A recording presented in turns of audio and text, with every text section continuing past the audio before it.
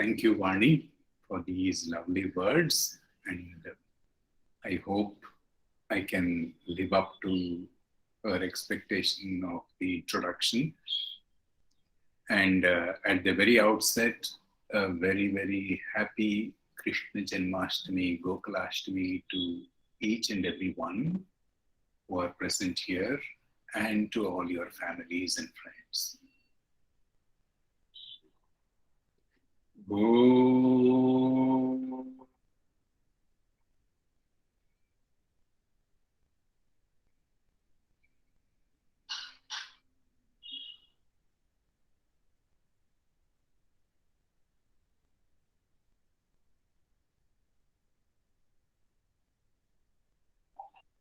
Om Sahana Bhavatu Sahanau Bhunaktu Sahadhiryam Karavavahai Tejasvinavadhitamastu ma Vidvishavahai. Om Shanti Shanti Shanti.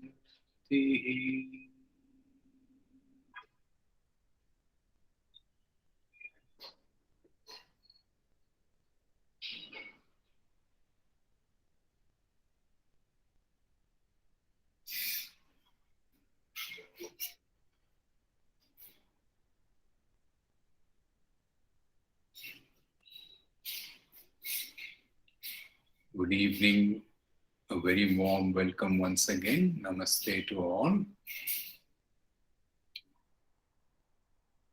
It's a wonderful evening today, and coincidentally, it is Krishna Janmashtami. I had not realized it, and I consider this a blessing from Sri Krishna to be interacting and sharing a few thoughts on spirituality with like-minded fellow travelers. And therefore, I would like to, with a very warm welcome to everyone, and invoking Sri Krishna's grace, I would like to begin today's satsang by remembering the great masters, my teacher, my mentor, guide, Sri Narasimha Prabhuji, and under whose guidance and tutelage I'm exploring Advaita stream of spirituality and philosophy, and also Atma Vichara, and to Sri Nisargadatta Maharaj, who has greatly inspired me and continues to inspire me with his wonderful words of wisdom. His book, I Am That, is a constant companion to me, and I draw a lot of inspiration from that book. And to Sri Ramana Maharshi too, who is a great source of inspiration. His Upadesha Saram and other works and his life and teachings greatly inspire me to pursue the path of self-inquiry. So to all these three Mahatmas and to all the Mahatmas, I offer my prostrations and gratitude for this wonderful opportunity and the wonderful teaching that flows in from all directions. The great sage, Sri Ramakrishna Paramahamsa, he was known to have a great liking for sweets. So he had so much liking for sweets, and in Bengal, Bengali sweets are very famous. Milk sweets are very famous. Mishti dahi and rasmalai, rasgulla, all of these, so many variety of sweets are there in Bengal, which many people take as a part of their routine breakfast and other meals. So he had so much of liking for sweets that even after a full satisfying meal, if somebody offered him some main dish, he would say, no, my stomach is full. But behind him, if somebody came and offered some sweet, he would say, okay, come on, put. Then if somebody asked Thakurji, he was popularly called Thakur. Thakur means revered sir in Bengali. That's the way they address people with respect. You just said your stomach was full, but then you're saying yes to the sweets after completing the meal. So he used to jokingly say, when a VIP comes on the road, the traffic clears up. So when sweets come, the space is made in my stomach.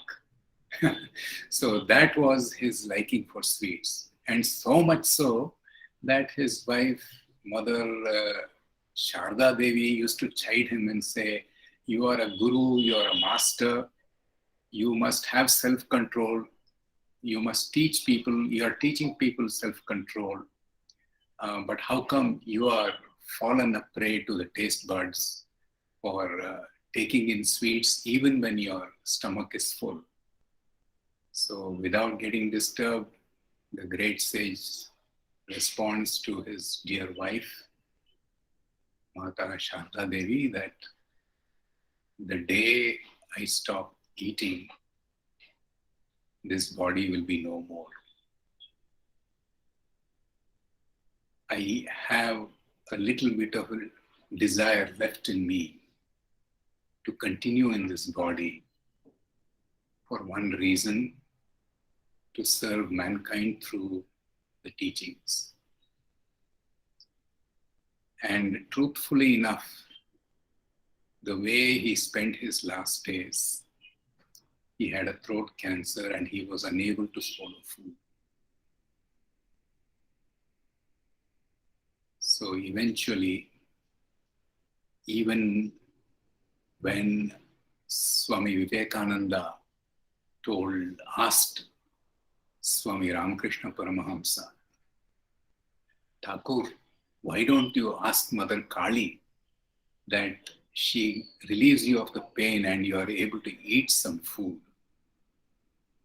Without responding immediately, he simply said, I'll ask tonight. And next day when Swami Vivekananda came back and inquired with Sri Ramakrishna Paramahamsa, did you ask Mother Kali whether she'll allow you to swallow food? And to that, Sri Ramakrishna Paramahamsa replies, Mother Kali did reply to me, and she said, you're already eating with so many thousands of mouths. Why do you need to eat with one more mouth? Such was his attachment to sweets and detachment to the body at the same time.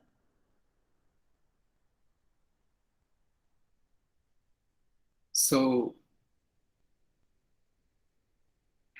why do we bring up this story? What relevance has this? All of us have desires, and in fact, if we have no desire left, it is said that we will not get up in the morning after we go to bed in the night.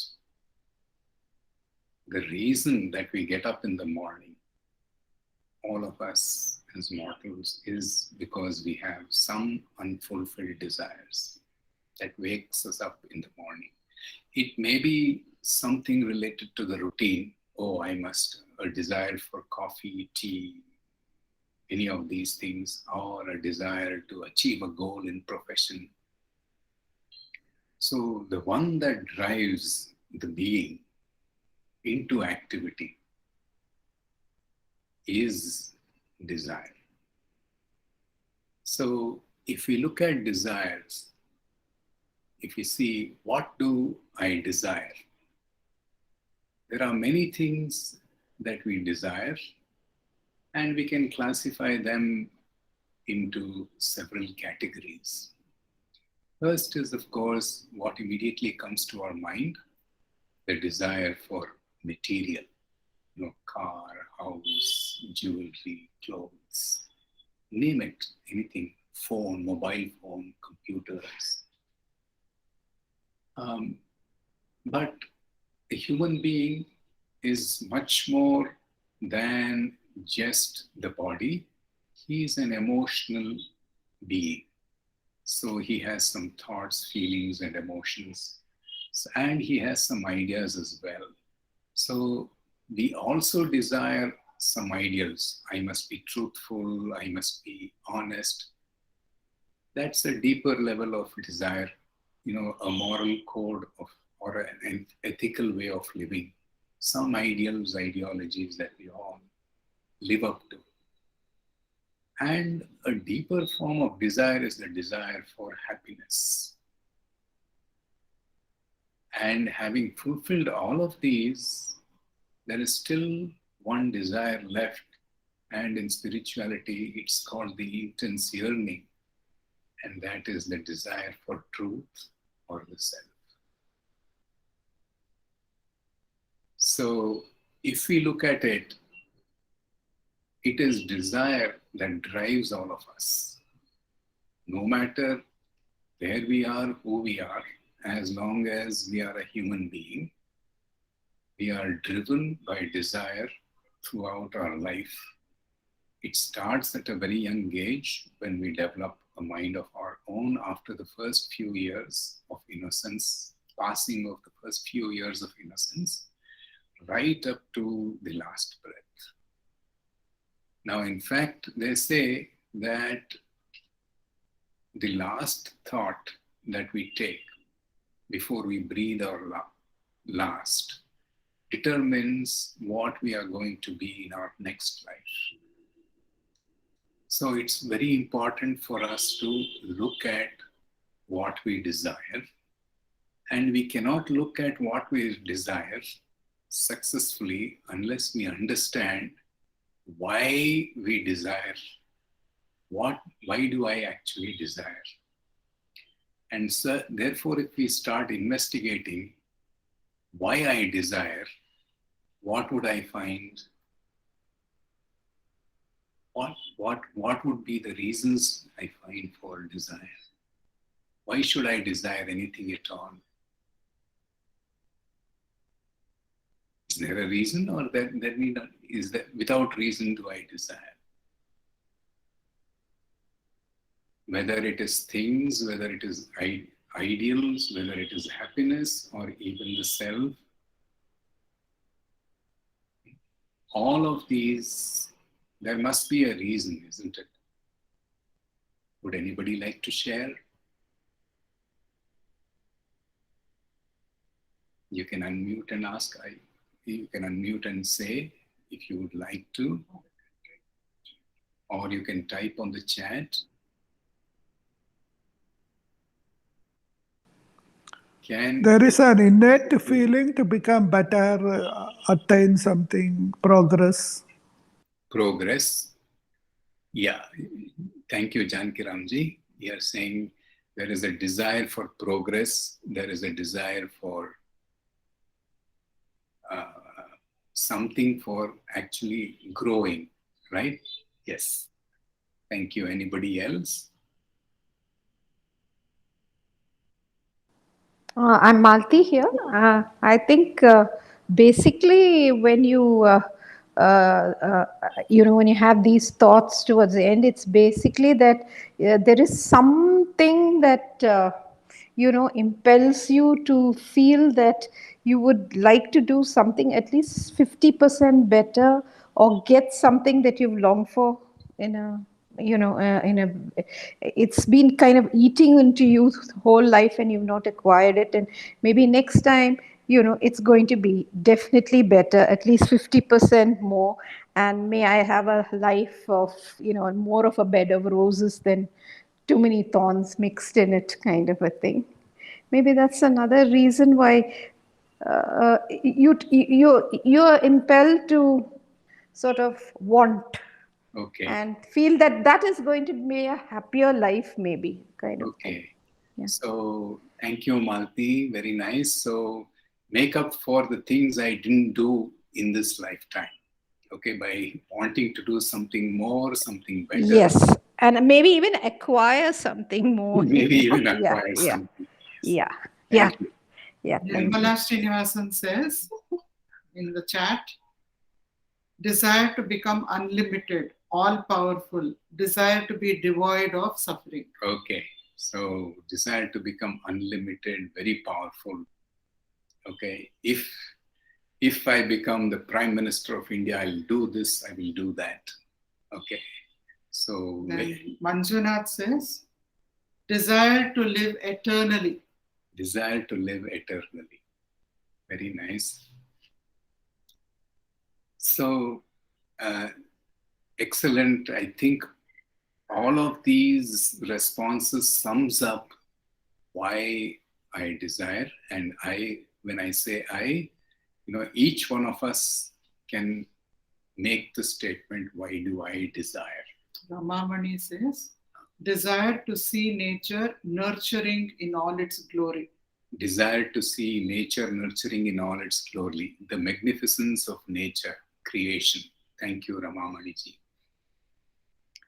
Chris Mali says, is there a person without desire? Okay, is there a person without desire? That's a big question. And we will explore that as we go along in this session. So fundamentally, whatever we do or whatever we think in terms of desire, whatever we think as a desire and whatever action we take in order to fulfill our desire, have two fundamental reasons. One is I basically do it for happiness. I basically do it for happiness. I am not happy now, therefore, I want to get happiness by buying a car, buying a house, getting married, whatever it is. So the fundamental baseline, the common denominator is all I do is for happiness. This is such a strong factor that anything we do, we have that in mind. People come together because they want to be happy.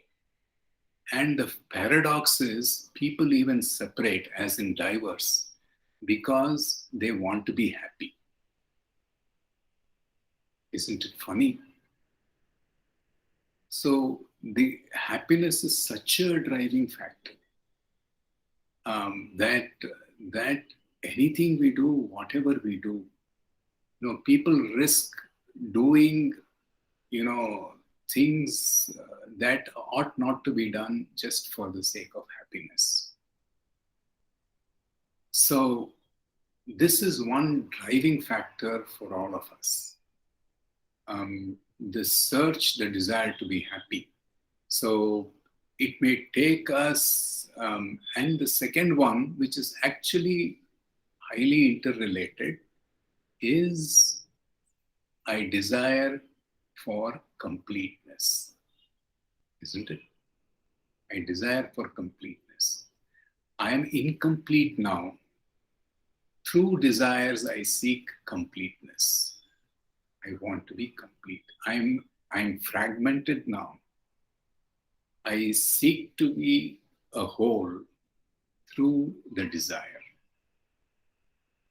So all of what was discussed, I want to progress, I want to do something that I was not able to do, I want to acquire something that I was not able to acquire.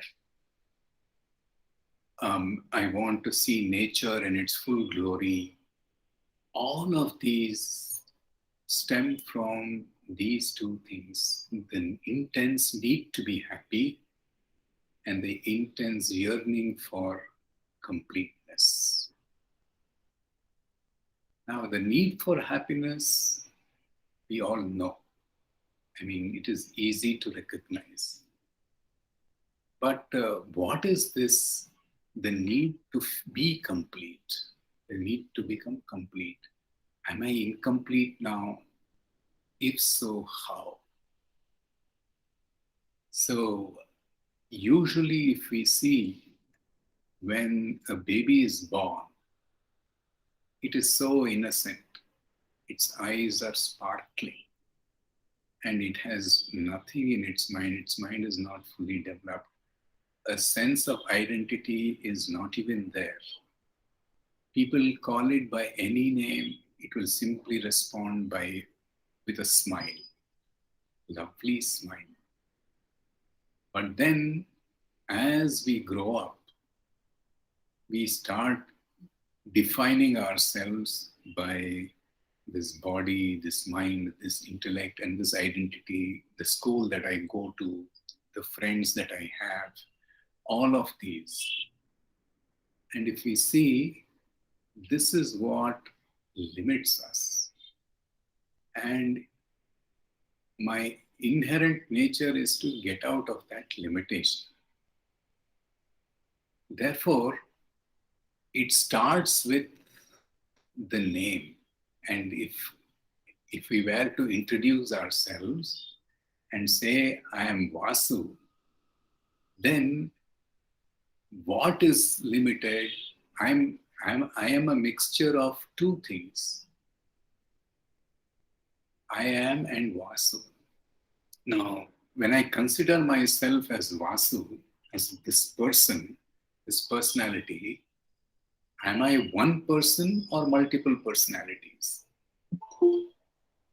If I just look into it a little, I can recognize that I am multiple personalities embedded in this very simple name, Vasu. In fact, the name is such that the name given to me is least used by me, but everyone uses it to point to me. The whole world uses this name to point to me, but I don't use it myself. Such is the power of influence of the name. So the name means the person. And if we notice, I am not one person when I say Vasu. How many persons am I? How many personalities do I have? Practically infinite. And what? So all the personalities, all the roles that I play, all the masks that I wear can fall into 3 or 4 major categories. So what defines me as Vasu is name and form. And name pertains to the label that I have, which is Vasu, and the form pertains to the body. So the moment people see me, they recognize that I am Vasu. Even I myself, I know I am Vasu because I have this body. That is one part of the personality. And it is not just that I have my emotions. I feel happy, I feel sad, I feel kind, I interact, I cooperate with people. Sometimes I get irritated. All of these emotions. So I'm also an emotional being. So these emotions actually determine my character. If I keep on repeating the same emotion, if I keep on getting irritated, then people will brand me as an irritable person. So it gets deeply ingrained as my character. So even the emotions define my personality. Now, my social standing, the possessions that I have, the place I work, the friends I have, and the house I have, all of these, the bank balance, the property that I have made, all of these give me a social standing through possessions. And possessions may be physical possessions or name and fame as a possession authority in the society. So these also define me. And finally, it is the relationships that I have. I have the kinds of friends I make determine whether there's a famous saying in English, right? Show me the friends that you have and I tell you what kind of a person you are. So I am actually getting defined by the relationships I have with people. There could be many, but these are more or less all personalities, all variations in the person fall under these four categories. Now, look at it just even at the surface. It is very evident that Vasu is not one person. Sometimes he is a husband, sometimes he's a son, sometimes he's a father, sometimes he is confident, sometimes he is not so confident, sometimes he's a listener, sometimes he's a speaker. So many variations of Vasu, all from one person. So it isn't right, it isn't wrong if I say I am multiple split personalities in the positive sense. Split personality in psychology is taken in the negative sense. But truly, we are all split personalities because we are not one, we are many. Isn't this easy to see? So easy to see, isn't it? So when I say I'm Vasu, I'm multiple personalities. And what did I do? When I was one as a young baby, I have fragmented myself when I grew up into many, many Vasus. So when I fragment myself, am I complete or incomplete? Am I limited or unlimited? Am I finite or infinite? Naturally, I am incomplete, isn't it?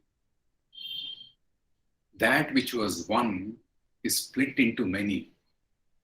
When I was born, then in infancy, when I was innocent, I didn't even know anything else. I just knew that I existed and I smiled at everybody. Then I limited myself. This is my mother, this is my father. Then as I grew up, this is my brother, this is my sister, these are my friends. I grow up further. Okay, this is my wife, this is not my wife. These two are my children, they are not my children. So I keep fragmenting myself into several small bits and pieces. Therefore, I become incomplete, not realistically, but as a matter of thinking through the limited mindset. So when I become limited, when I am fragmented, when I am incomplete, what is the natural thing to do? I seek completeness. Through what? I think possessing a few things will make me complete. I think entering into a relationship will make me complete. I think getting a job will make me complete. When I get a job, I think getting a promotion or becoming a CEO will make me complete. So eventually, all of my actions driven by desires has one denominator: the yearning to seek completeness. But then this is what we have to explore. Am I limited? Am I incomplete? Am I justified in this? Now, this is a common way of living our life. This is the way I have lived my life. Because I see the society running in that direction, and I'm compelled by nature's forces. As long as I don't think for myself, I'm compelled to follow suit. Now it's time whether to ask of ourselves whether this is justified, whether this mode of living is justified. Is there an alternate way of living that is more meaningful? It is like, in the Bombay suburban train, they say you don't have to get up, board the train. If you're standing there, if you're not quick enough, the crowd will push you in because there is so much of it. So nature's forces, society's forces will push us in its direction, what the society wants me to be. But what do I want to be? That never occurs to me till I ask of myself, why do I desire?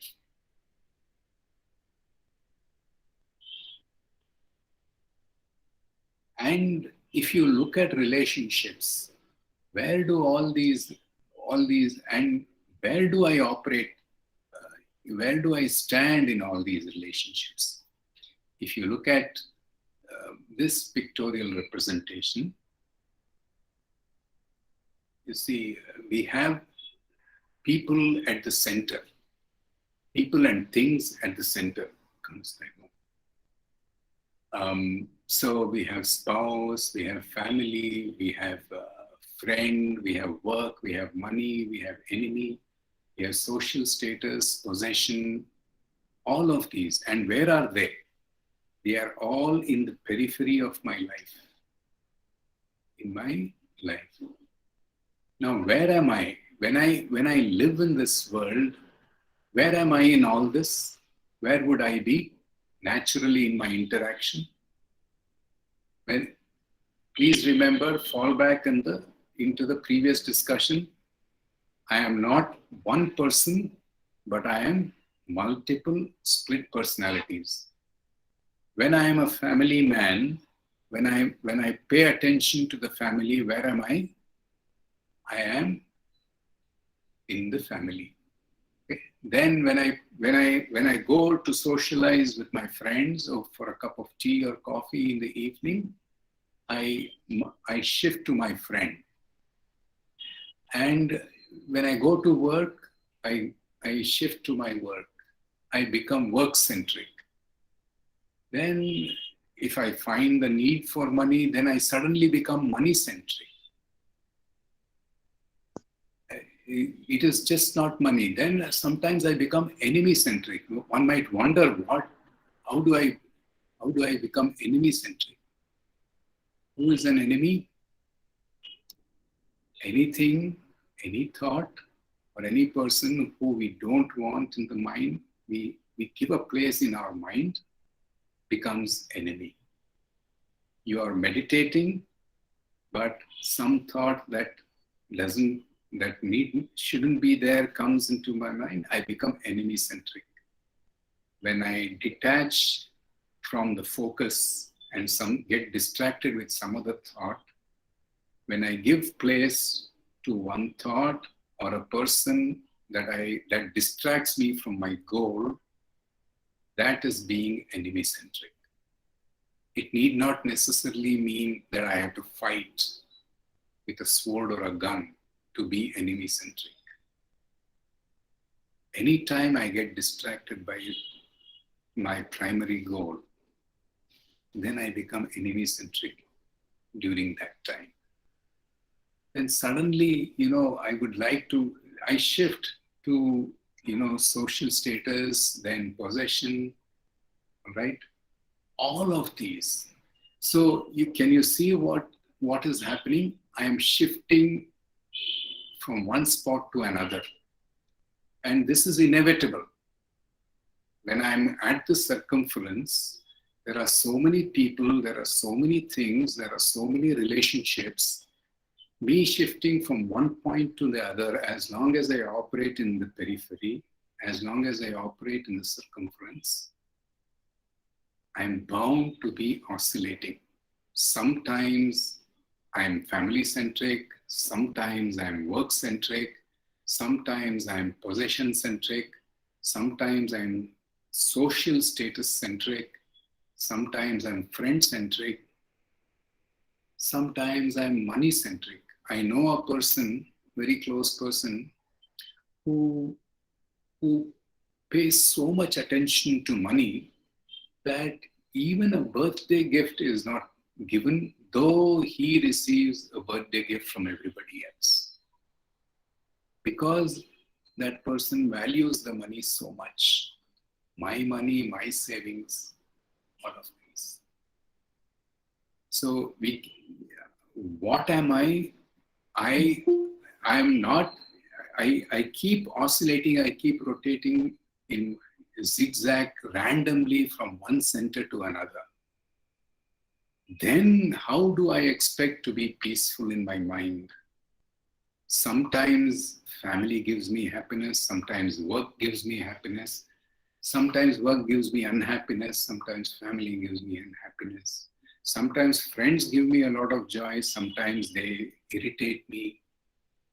So I keep shifting from one spot to another, and the primary purpose is I want to be happy and I want to be complete. As long as I'm operating from any one of these centers in search of completeness and in search of happiness, I'm bound to be oscillating from one place to another, jumping from one place to another. This is typically what a bumblebee does, isn't it? It goes from one flower to another, plucking pollen and nectar in order to convert that into honey in the hive. So peace of mind, stability in life is unheard of when I am in this mode of living. And what is at the root of all this? Desire. And why do I desire? To be happy or to be complete. So let us listen to one wonderful Purandaradasa Kirtana from Dr. Meenakshi Ravi.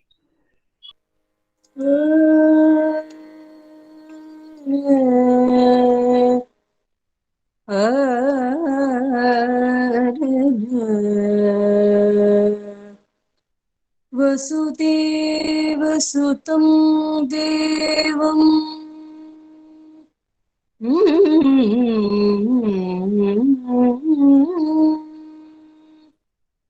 Vasudev sutam devam Kamsa chanura mardhanam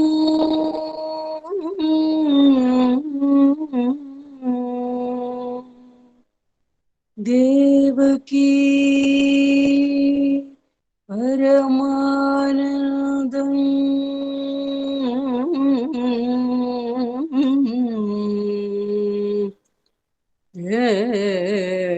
Devaki Paramanandam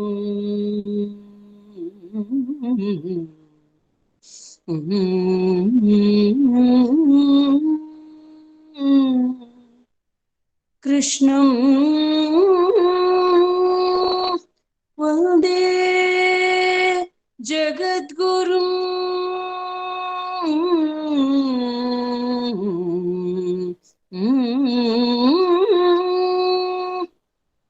Krishnam Vande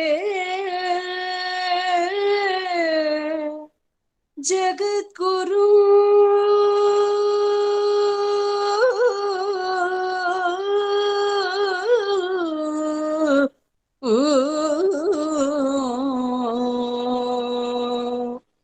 कृष्णं कृष्णं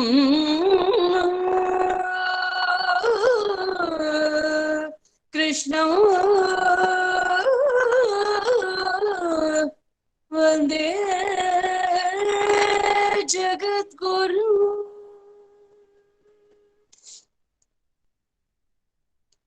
बिन्नह के भैया बिन्नह के भैया अनंत अपराध यनलिरलगे बिन्नह के भैया अनंत अपराध यनलिरलगे बिन्नह के भैया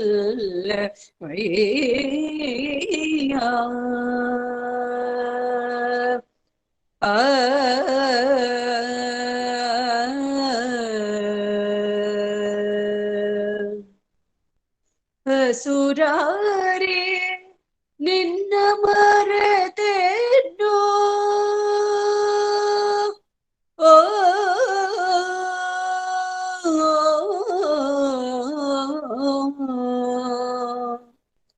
ಕೃಷ್ಣ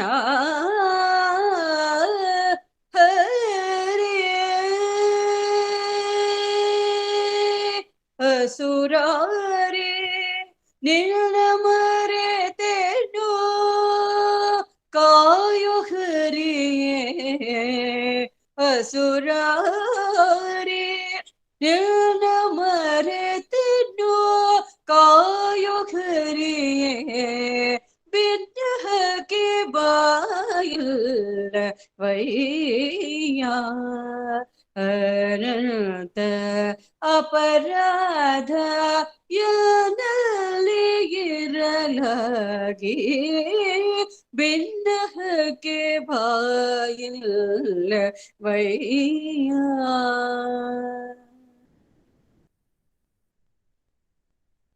शिशुमोह सतिमोह जननि जनकर मोह शिशुमोह सतिमोह जननि जनकर मोह रसिक भ्रांतिय मोह रजमन्नणेय मोह शिशुमोह सतिमोह जननि जनकर मोह रसिक भ्रांतिय मोह रजमन्नणेय मोह पशुमोह भूमोह बंधुवर्गद मोह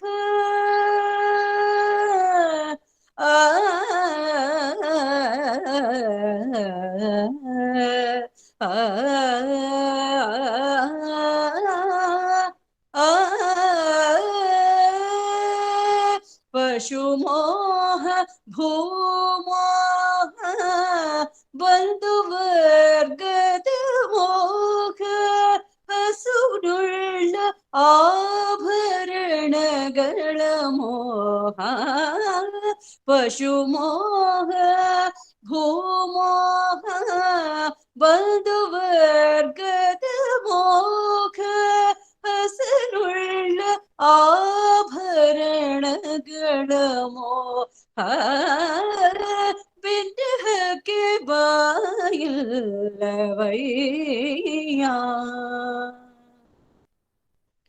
ಅನ್ನಮದ ಅರ್ಥಮದ ಅಖಿಲ ವೈಭವದ ಮದ ಅನ್ನಮದ ಅರ್ಥಮದ ಅಖಿಲ ವೈಭವದ ಮದ ಮುನ್ನ ಪ್ರಾಯದ ಮದವು ರೂಪಮದವು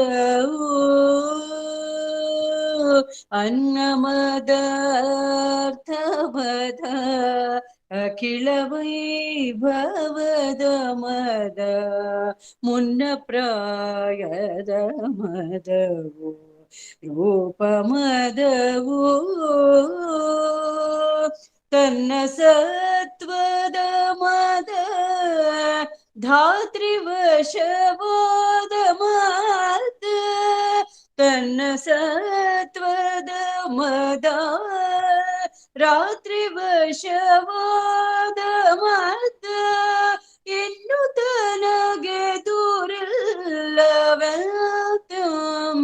ಮದದಿಂದ ತನ್ನ ಸತ್ವದ ಮದ ರಾತ್ರಿ ವಶವಾದ ಮದ ಇಂದು ತನಗೆ ದೂರಿಲ್ಲವೆಂಬ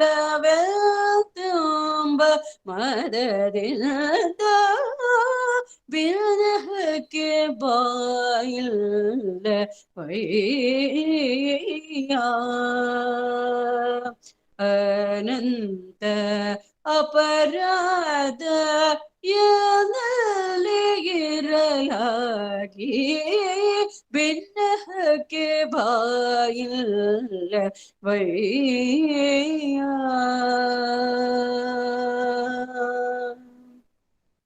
ಇಷ್ಟು ದೊರಕಿದರೆ ಮತ್ತೆಷ್ಟು ಬೇಕೆಂಬಾಸೆ ಇಷ್ಟು ದೊರಕಿದರೆ ಮತ್ತೆಷ್ಟು ಬೇಕೆಂಬಾಸೆ ಅಷ್ಟು ದೊರಕಿದರು ಮತ್ತಷ್ಟರಾಸೆ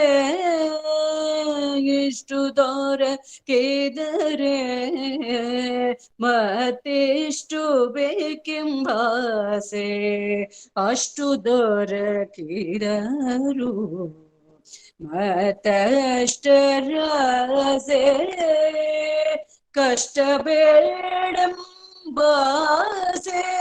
ಕಡು ಸುಖವ ಕಾಂಬಾಸೆ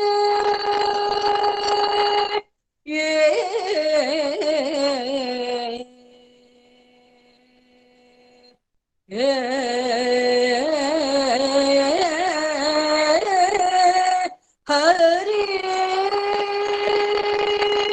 ಕಷ್ಟ ಬೇಡಂಬಾಸೆ ಕಡು ಸುಖವ ಕಾಂಬಾಸೆ ಕಷ್ಟ ಬೇಡಂಬಾಸೆ ಕಡು ಸುಖವ ಕಾಂಬಾಸೆ ನಷ್ಟ ಜೀವನದಾಸೆ ಪುರಂದರ ವಿಠಲ ಕಷ್ಟ ಬೇಡಂಬಾಸೆ ಕಡು ಸುಖವ ಕಾಂಬಾಸೆ ನಷ್ಟ ಜೀವನದಾಸೆ ಪುರಂದರ ವಿಠಲ ಬಿನ್ನಹಕ್ಕೆ ಬಾಯಿಲ್ಲವಯ್ಯ ಅನಂತ ಅಪರಾಧ ಇರಲಾಗಿ ಬಿನ್ನಹಕ್ಕೆ ಬಾಯಿಲ್ಲವಯ್ಯ ಕೃಷ್ಣ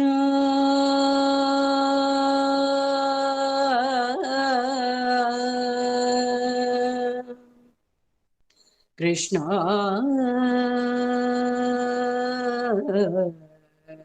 ಕೃಷ್ಣ ಹರಿ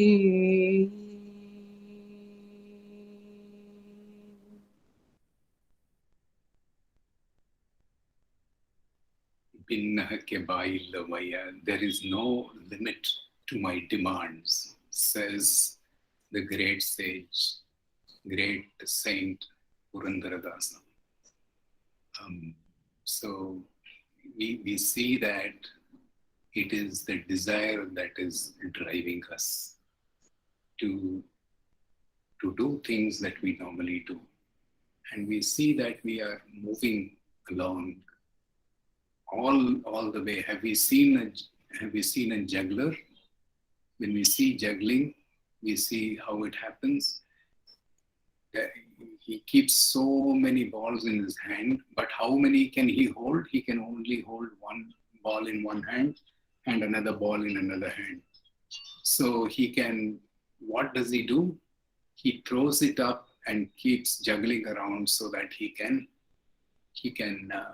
hold one ball at a time. So are we doing that in life? We are trying to do so many things with so many desires, but we can hold only one, and we are simply juggling around. So in all this, what is happening in the circumference? When we operate from the circumference in any one of these centers, no matter what, however high an ideal it is, what is happening is, where am I truly? Am I at the circumference, or is there any other locus that I have? We all know that where I am is truly at the center, isn't it? And being at the center, if I operate at the periphery, occasionally I visit the center in my prayer, in my true center, in my prayer, in my meditation, in my worship, in my practice, in my service, in my spirituality, all of that. But eventually, what do? I return to the peripheral center. So when I operate from the family, occasionally I get, and if I operate then from my friend center, occasionally I come to my real center, my true home. But then I can't stay there long because my desire propels me to get back to the circumference. So I simply get into the circumference. So this is a self-oscillating loop. It is a never-ending loop. We cannot get out of this unless we question unless we question the validity or the logic or the saneness of the way we are living today. So, is there an alternate way of life? Now, can I, instead of operating from the friend center or the work center, can I operate from my true home, and instead of visiting my true center every now and then, can I make my true center, my original nature, my true abode, and visit the work every now and then, or visit the peripheral center every now and then, as and when it is required. And once it is functionally done, when the work is accomplished, I can return to my home. Similar, I can be operating in any one of the centers. I can even shift to the money center from the peripheral center. Why? Because it is a functional requirement. I need money for a living, for survival. I just go and visit the money center, operate there from and to, and get back. Now, when I operate from my home, my true abode, there is a shift. There is a fundamental shift that happens. What happens there? I am actually watching all the centers, all the peripheral centers from my true original center, abode. I am at the center of life, and family, friend, work, money, enemy, social status, possession, spouse, everybody is in the circumference. Now, this does not mean that this is a passive way of looking at things. In fact, relationships will be more meaningful, more complete, more harmonious when I truly operate from my true abode. That means my true nature is who I am. And from that point, from the state of being a witness, we can operate in any center without being disturbed, without being oscillated.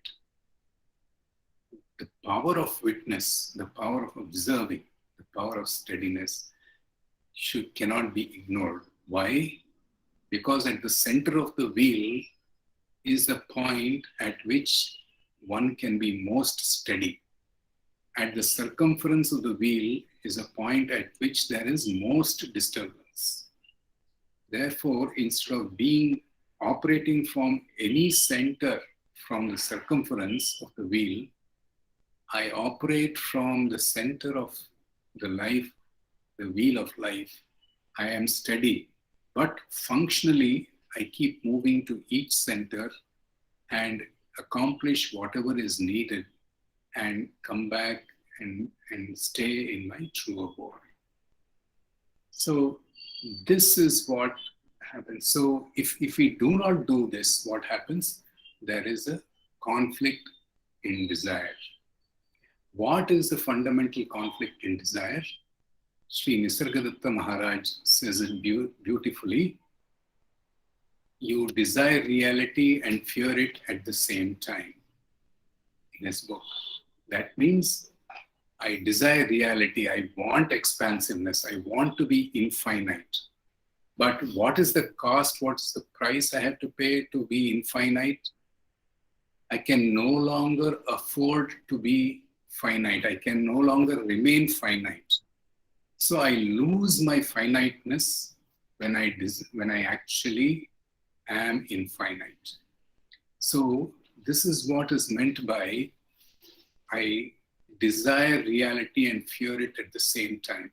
The sense of personality or limitedness that I have nurtured all my life suddenly will vanish. I'm left in a state of vacuum. Why? Because there is a sudden expanse from limited to unlimited. And fear grips me. So when it grips me, if I'm not careful, I reject reality and come back to unreality. I reject completeness and revert to incompleteness.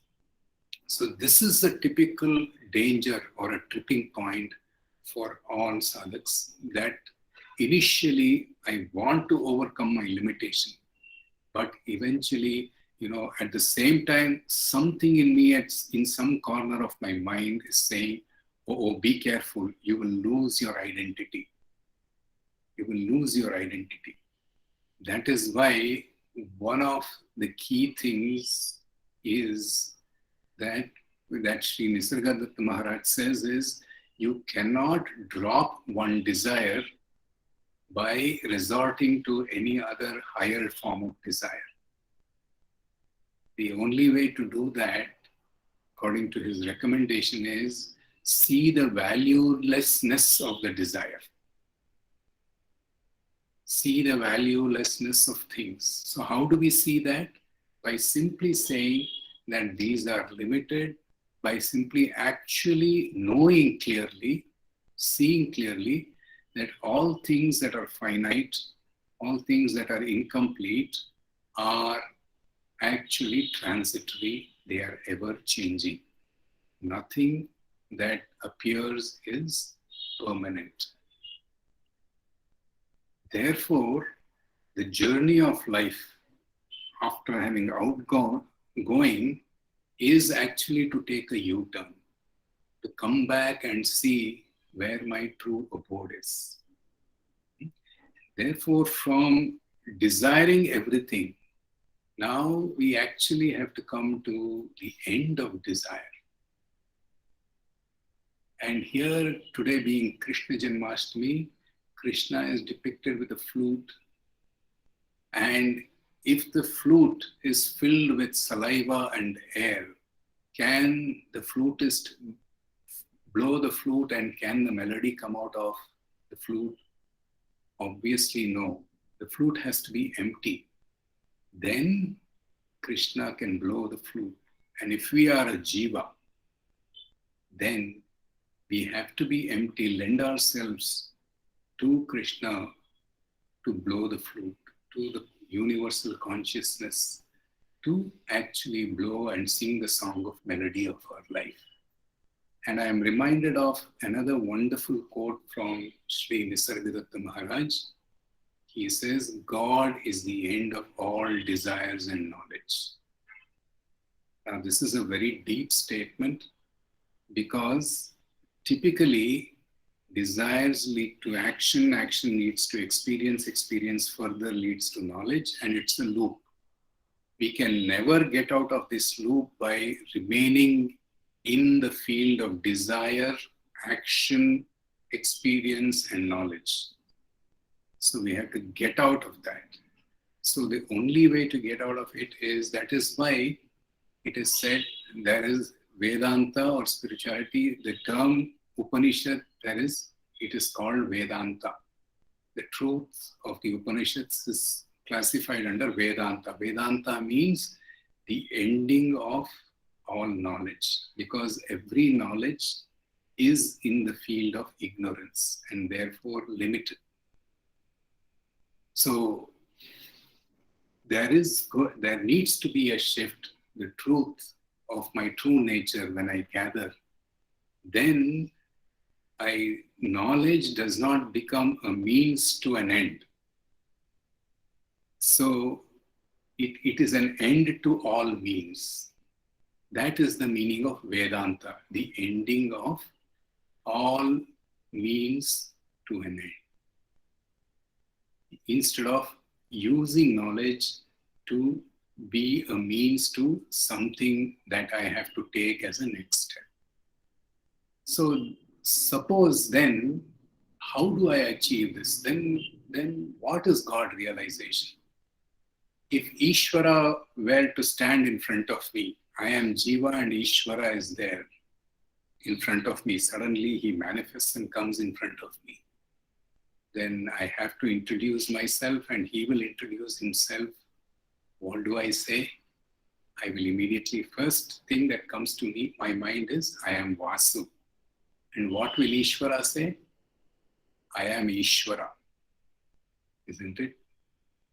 Then I will automatically give my biodata. I am the body. This physical frame, 5 feet 7 inches tall and 63 kgs weight, wheat complexion, with a beard, with spectacles, wearing a kurta. I am this body. This is what I'll talk about me to introduce myself. What will Ishvara say? I am the world. Because the world, he is the world. And since I am the body, automatically I feel limited. I say I am limited. What will Ishvara say in return as a response? He will say, I am infinite. He is not limited. All right? Then, because I am the body, can I be at two places at the same time? No. Therefore, I say I am here or I am local. Well, how will Ishvara respond if he has to respond to this? He will say, I am universal. All right? Then, because I am limited, all this comes from I am the body concept. Then I say I am not very happy. I am unhappy. Occasionally I become happy, but by and large, I am unhappy. What will Ishvara say? Because he is infinite, he will say, I am bliss, because that is his nature. Then I am ignorant. Ishvara will say, I am awareness. See, this is a conversation. If we imagine a conversation between any Jiva and Ishvara, each one introducing himself, this is what will go on. Right? So, but what is common in all this? Obviously, I cannot be Ishvara because he is infinite, he is all-powerful, he is omnipotent, I am weak. He is omnipresent, I am just present in this body. And he is bliss, I am unhappy, I am not blissful. So I cannot be equal to Ishvara in that sense, with all these characteristics. But can we see, if I examine closely, I can see what is common in these two statements, between the two. There is something common. Can I recognize it? I just look at it and see, yes, in all this between me and Ishvara, Yes. there is one thing that is common. I It is the I am. am. Everybody is saying, both are saying I am constantly, isn't it? So the I am is the I am in me and the I am in Ishvara is the same. And this is what is meant by God realization. Obviously, by power, by size, by function, by responsibility, I as a Jiva cannot be equal to Ishvara. But the fundamental essence, I am, which runs through me through all the changes, constant, and the I am that is in Ishvara is the same. And when the teacher, when the master points out and says, Tat Tvam Asi, you are that, you are infinite, you are God, then what the teacher, what the guru, what the Sadguru is pointing out is, he is saying, the I am in you is the same as I am in Ishvara. This is the God realization. Now, this cannot be got unless we take a U-turn. And figuratively a U-turn, but what is it actually? Relaxing the outward going nature of the mind and the senses. Just relax, and just as a still water will reflect the sun without any distortion, when the mind is still, then begin to realize that I and Ishvara as I am are the same. Not in power, not in responsibility. He is the creator of the world. I can't even create a small little thing. So there is a lot of inequality in the manifestation, in the appearance, in the responsibility. But in essence, there is both are one and the same. Right? So this is what we mean by God realization. Then we get into the other mode called self-realization. Now, when we say there is a self-realization, we have seen this, that I am Vasu is multiple split personality. Now, when my mind is focused on the personality, name, form, emotions, possessions, and relationships, how are my thoughts? Are they single or multiple? They are multiple, isn't it? They are infinite. There is a huge variety of thoughts, and all of them are outward going. Sometimes my thoughts go to my profession, sometimes it goes to my talk, sometimes it goes to my children, sometimes it goes to my wife, sometimes it goes to my finance, what should I do? So my thoughts are scattered everywhere. Why? Because I am looking at things in the circumference of the circle. Now, what is the methodology recommended? Replace all these thoughts by a single thought. And what is that called? What is that thought called? I am Brahman.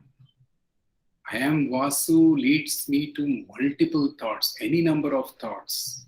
It is said that a human brain generates about 40 to 60,000 thoughts every day. So multiple thoughts coming. But when I replace all of that with I am Brahman thought, I am Brahman thought. Now, when I say I am Brahman, do I get multiple personalities or just one? Is Brahman complete or incomplete? Is Brahman finite or infinite? The answer is obvious. Brahman is complete, Brahman is finite, Brahman is bliss. So can there be two thoughts? No, it can be only one thought. And how do I replace it? I can't replace it just like that. I realize the futility of multiple personalities of God, multiple desires, and the futility of one desire feeding another desire, never-ending loop of desire. And suddenly when I see that futility, when I see the valuelessness of things that change, things that are temporary, then automatically the attention, focus shifts, because my nature is complete. My nature actually is happiness. And according to spirituality, according to Vedanta, there is a saying, remove one thorn from another thorn. So remove a defocused, multiple thinking, scattered mind through a single thought, a single sharp needle of I am Brahman thought. Then the mind gets focused. Without focused mind, nothing can be achieved, either in this world or in spiritual world. Therefore, when I say I am Brahman, then the thing that I am, instead of working for the sake of completeness, or I am, instead of saying I want happiness, I actually feel and know I am happiness and I am complete. I no longer desire completeness. I recognize my completeness. I recognize my true nature as happiness. And when I see that in my true nature, then this will be the self-realization, or aham brahmasmi. I clearly know in my intellect without any doubt that I am Brahman. This will be self. On one side, God realization, on the other side, self-realization. And these two are not different. They are one and the same. To know the self is to know Brahman. To know Brahman is to know the truth. Therefore, they say, Jagan Mitya, Brahma Satya, Jagan Mitya, Jivo Brahmaiva Napara. So, in that context, when I say Jagan Mitya, when I realize the futility of the limitedness of Jagat or things, then automatically from a scattered mind, my mind settles into a focused mind of one thought, I am Hindu. And then I realize that me, Brahman, Ishvara, my true nature, all three are one and the same. So instead of getting lost in the circumference, if we examine, okay, there is a more meaningful way of living.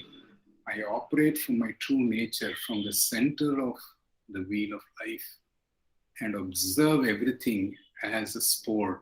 All that happens in the circumference is as a sport, but act with full intelligence from the center, then action happens without the actor. And that is true witness, isn't it?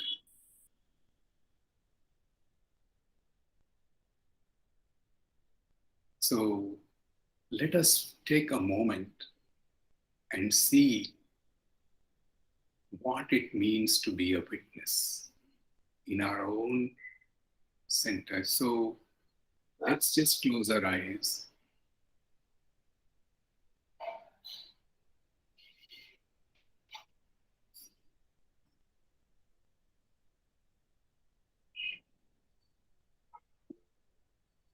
When we close our eyes, all kinds of thoughts may come in.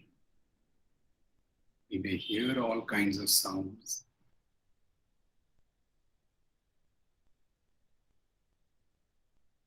This is typically our mind going into the peripheral centers or the circumference of our life, of the wheel of life.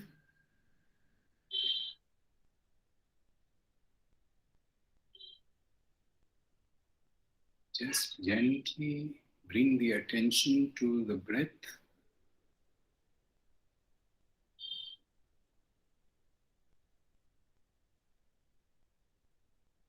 There's a wonderful harmony between the breathing and the movements of the abdomen.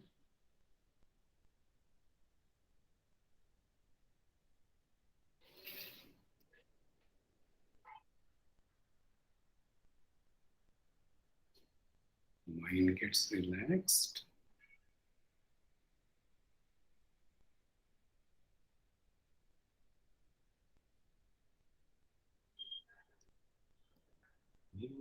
Om Bhagavate Vasudevaya.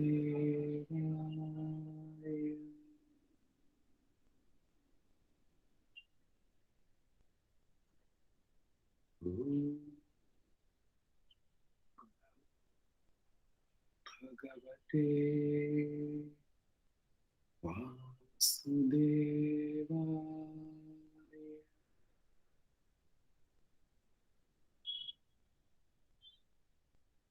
Om Bhagavate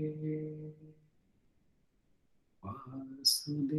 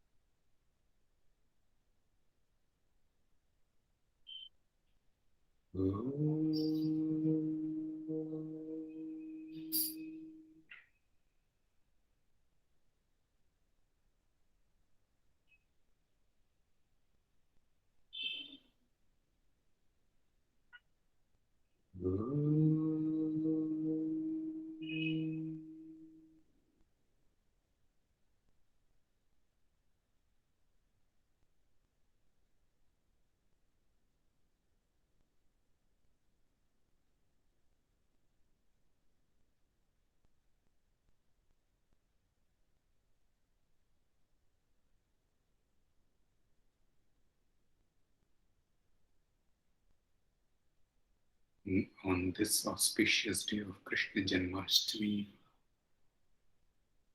let us realize Krishna consciousness, the center of our being, our true abode. From there, we can live in the world like a sport, a leela, a divine sport.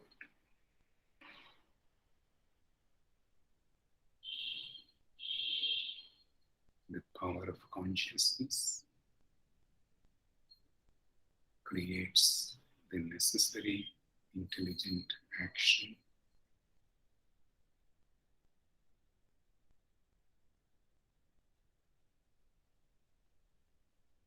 Stand and be the source, that consciousness.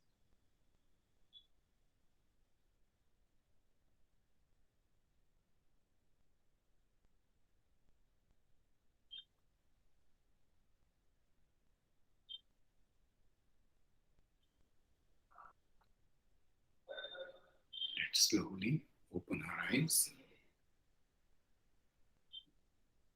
Thank you very much for your patient listening.